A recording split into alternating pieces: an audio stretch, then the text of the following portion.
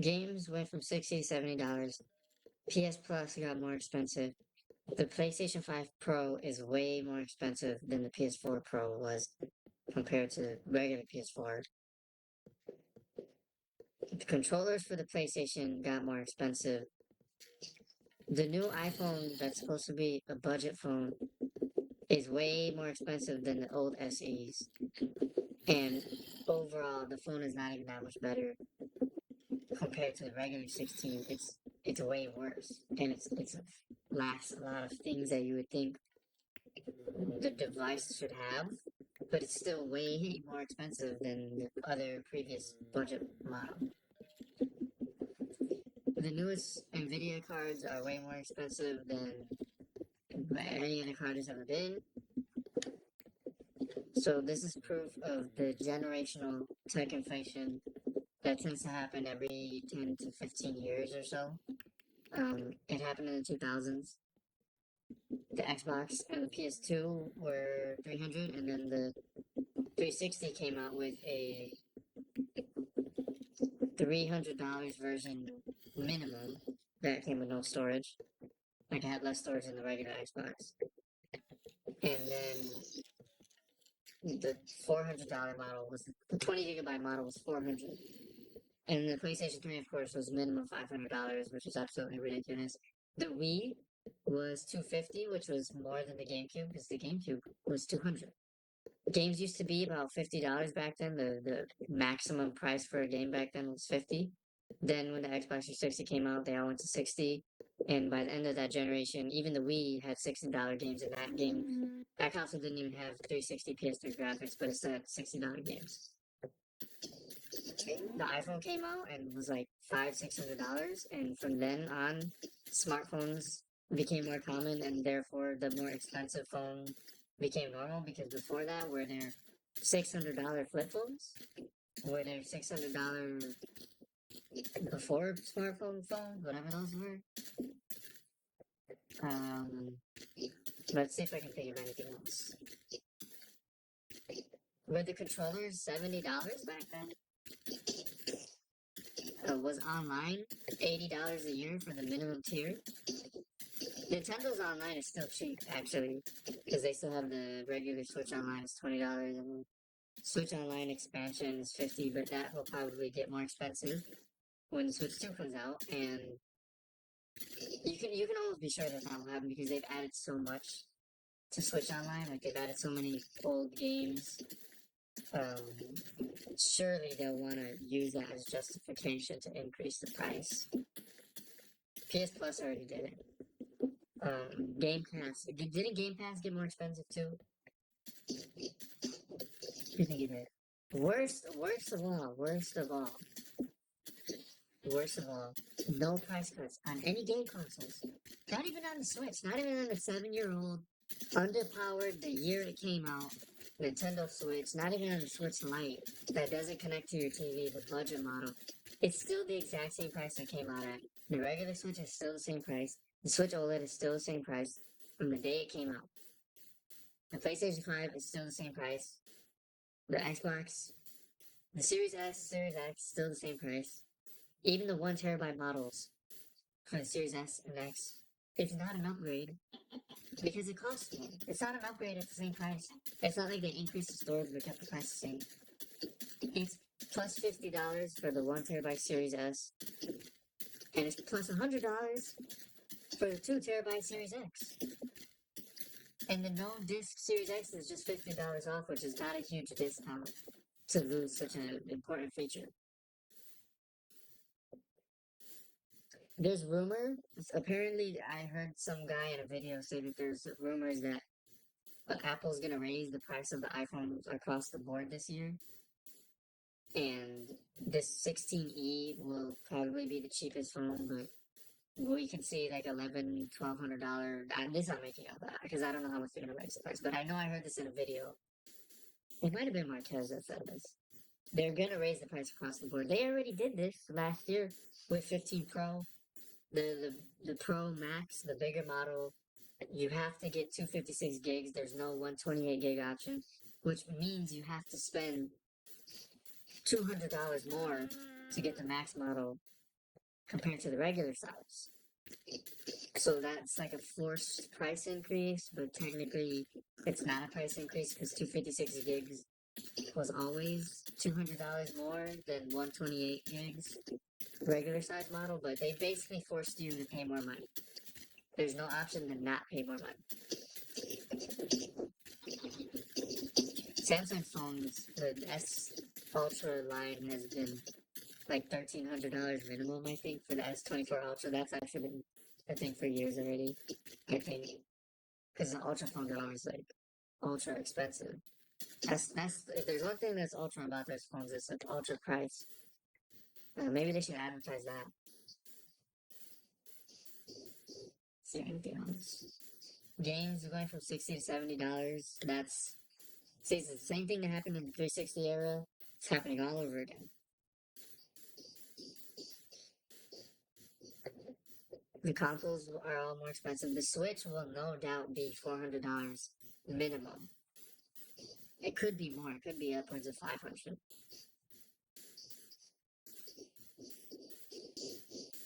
So with that being said, the PS6 could very well be $700, $800.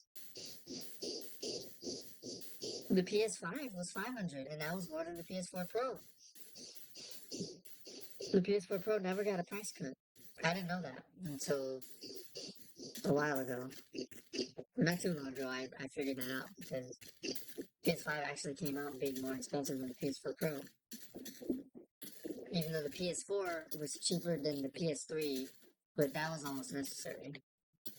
But the PS5 certainly did not need to, nor was it ever, nor has it ever been as cheap as a PS4 Pro, unless you count the digital only edition. But then those were the same price. The original model of the PS5 digital was still that was 400, but I would hardly count that considering that you're not getting the same type of device when you're missing the disc drive. There are no game consoles, mainstream consoles, that are less than 300 now. Oh no, the Switch Lite is 200. I guess that's probably the best deal you can get now in terms of hardware because the Switch Lite gives you access to the Switch library, which itself is pretty good. And for something that's less than 300, it's nothing. There's no home consoles that are less than 300, which usually they haven't been because I don't ever think the Xbox One and the PS4 were never less than 300 when they were regular systems.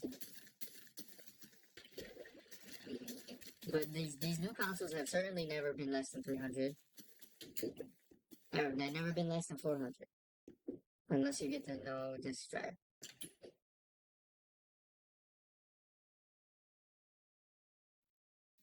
So we're seeing it's happening. It's that time.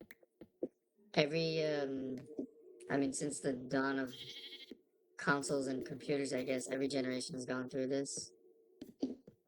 Every generation has their time where they have to face the insufferable exponential increase in prices. I would say the luckiest generation was probably the 2000s because I've heard that before the 2000s there were games that were like $70, not adjusted for inflation. Like we're talking like I think Mortal Kombat 2 on Genesis, the Sega version, not even the Super Nintendo version, because I think the Sega version was worse. And Sega had this cheaper system. But the Sega version, the Genesis version of Mortal Kombat, was $70 in the 90s. That was what, 92, 93? $70 for a Genesis game. There were $70 N64 games. I think there were $100 Super Nintendo games because when they were making those Super FX games with graphic chips inside the cartridge, those were super expensive. And the prices for games just used to be off the wall in the 90s. It was really just whatever they felt like pricing it at. In the 2000s, it started to get normal where it was like $40, $50 for PS2, GameCube, Xbox game. GameCube games used to be 50, and the GameCube got as low as $100 because it wasn't selling. So that was pretty crazy because you could get a console for the price of two games. Imagine that. Imagine that today. That would be ridiculous. Even a Switch Lite for $140 would be crazy. Certainly it would never happen in today's tech climate, economy, tech economy, whatever. Um, more expensive phones, more expensive GPU, therefore more expensive computer, more expensive video games, more expensive online. Every subscription has gone up in price since its subscriptions started coming around. Not just PlayStation Plus. More expensive consoles, no price cuts on consoles, even in year 4, nearly year 5. Um, the only exception to this rule, I think, which is actually pretty impressive, but the only exception to this rule has been TVs. Like you can get a TV that would have costed like $2,000 10 years ago would probably cost you half of that or less today. Like, and or you could put it this way: you could say, for $2,000 today, you could get a way bigger, way fancier, nicer TV than you could 10 years ago, or 15 years ago. It's especially true if you go back even just a little bit further. TVs have really gotten like TVs are steal now compared to the amount of money you used to have to pay for a TV. It's basically steal. We're getting treated in terms of like TV.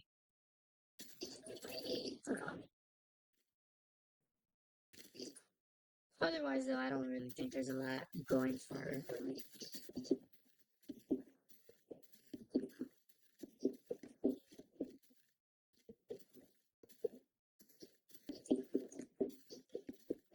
Um, the tech space at this point. Like it's just everything is just really expensive. Generational price increase literally happens at least every other generation. Because it happened in the 360 era where the games got more expensive, but it surprisingly did not happen in the PS4, Xbox One era. Like $60 was pretty locked in. We were locked in at $60 for a good like basically that whole generation. It was never a $70 game until the PS5 came out. Um, I think GTA. I'm gonna say this. I have a little theory about GTA 6 because it's been questioned if that game will be 70 or 80 or 90 or even as much as $100 for the game. Firstly, I could see that happening. I could see like $90 for the GTA. I wouldn't see 100 because if you had a triple digit price for a video game, that becomes a much harder sell. And there's that whole thing of like odd pricing, which I mean like it's no game is $70. They're all $69.99. Right? Every price has to end in a 9 because it's easy. It's supposedly easier to sell because apparently people don't read $5.99, $6.99 as 500, 600, $700 or whatever, right? So I don't think Rockstar would dare to have a triple digit price on a game, whatever the budget for GTA would be. Even if the budget for that game was like $1 billion, they wouldn't dare to try to sell your game for $100. But $90? Easy. $95 even? $94.99? Yeah, I can see it. $89.99. And what that will do, what that will cause, what that will bring upon the industry will be the return of the 90s style of pricing games, where it's just whatever goes, whatever the developer, whatever the publisher feels like. Games could be $70, they could be $80, they could even be $90, maybe even games could be $100. Like the way it was in the 90s. No more regulated pricing, no more, every game is max $50, every game is max 60 or every game is maximum $70. Nah, man, it's just whatever each developer feels like. So, of course, there's still going to be games that are not 60, they'll be less than $60. But there are going to be a lot more games and a lot more developers feeling a lot more emboldened to just publish and price games at 80, 70, 80, maybe even $90. And GTA 6 will probably be more than $70, very possibly could be $90.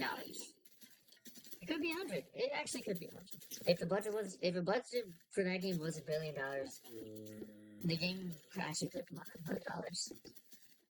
So who knows? So, But it definitely sucks to be a person that uses tech products, which is actually just everyone, because the prices of these products is starting to get really, really high, and it's happening all at once now.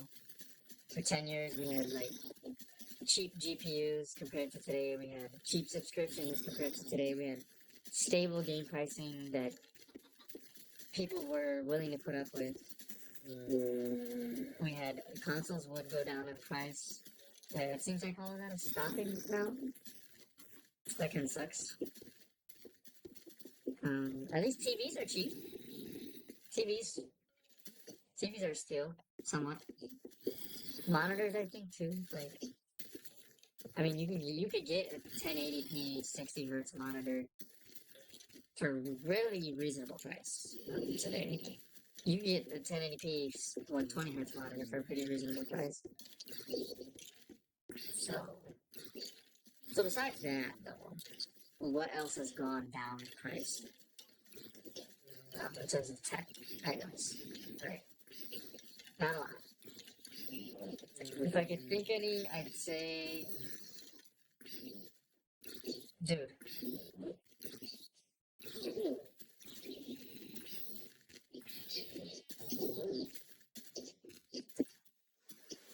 If I could think of any, I'd say those little Roku sticks are pretty cheap. If you get a Fire TV stick, those are cheap. Tablets, there's a lot of cheap tablets today. Those used to be like a premium device, and the cheap ones used to suck. I don't know if cheap tablets suck today, actually. I'm not a tablet expert. Indie games are probably one of the biggest value for money things you can get today. Which is, it has less to do with hardware, but since I mentioned gaming, video game prices going up, you could mention indies and say that, indie games overall are pretty inexpensive compared to AAA titles.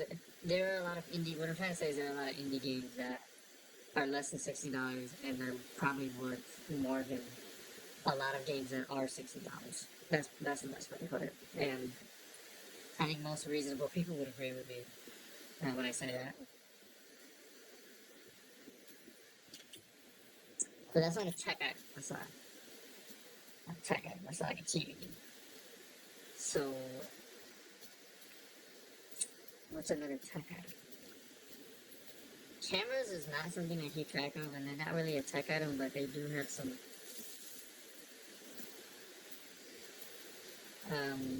They're an item that has progressed in its quality over the years. I don't know. I can't speak about cameras. I don't know what the camera market is like.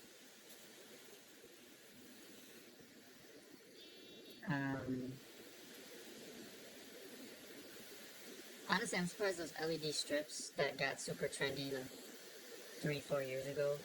I'm surprised those were ever cheap. That seems like something that would be expensive because they're pretty cool and they look. Well, that seems like a luxury house decoration, but those things were always cheap.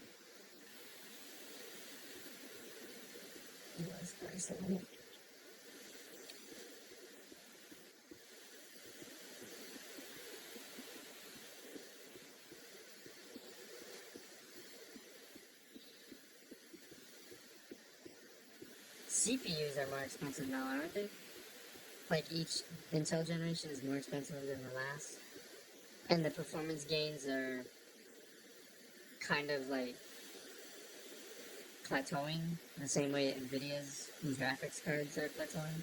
If there's something you can think of that's gone down in price besides TVs, put it in the comments. And that way, maybe I can make a list of things that are not as expensive as they used to be.